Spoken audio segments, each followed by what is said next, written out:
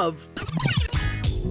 The skateboarding community is keen to put its own stamp on the sports scene. You never carry your board like this. Carry that thing like you ready to go.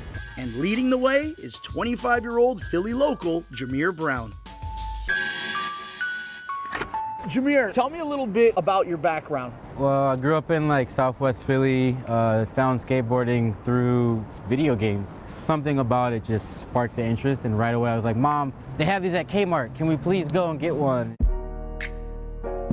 I'm from right across the street from Bartram Village Projects, and you see a lot growing up. By the time I was 5 years old, I've already seen people lose their life through gun violence, and seeing things like that as such a small child, like, you grow up fast.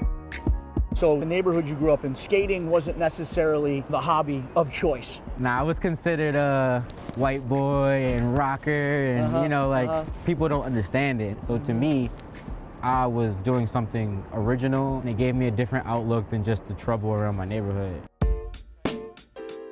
And providing a sense of community for skaters like Jahmir is Nocturnal Skate Shop.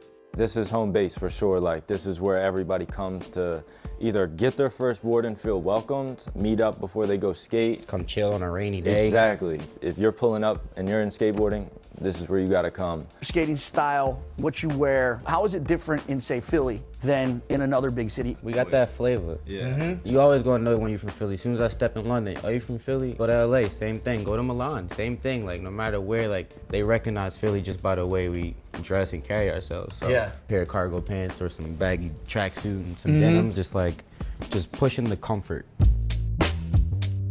The OGs, huh? Guys, I didn't get the windbreaker pants memo today.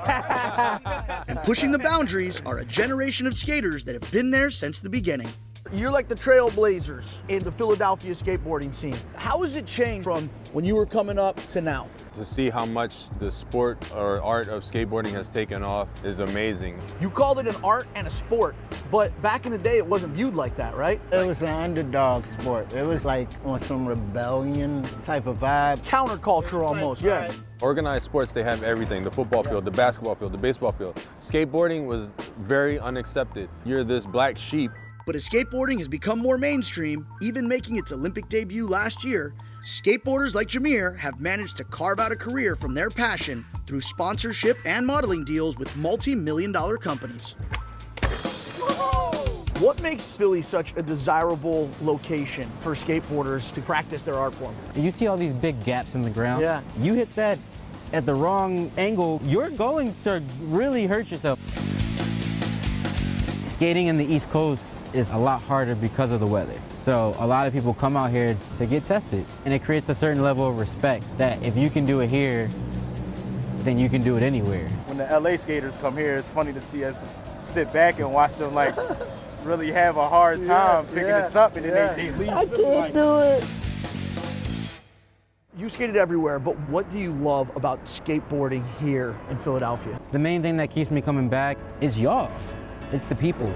Nowhere else I've ever been that there's people as genuine, as nurturing, but also as rough. Is that where the city gets its name, the city of brotherly love? Yeah, it's tough love. Yeah. I'm gonna beat you down, but I'm also gonna pick you up. Yeah. I'm gonna talk on you, but I'm gonna tell you that you got this. I'm gonna be like, yeah, your pants too tight, but they look good on you. Bro, what's wrong with my pants? No, they look nice on you. Thanks, man. I just don't want to bend over because they might split. It is not for me.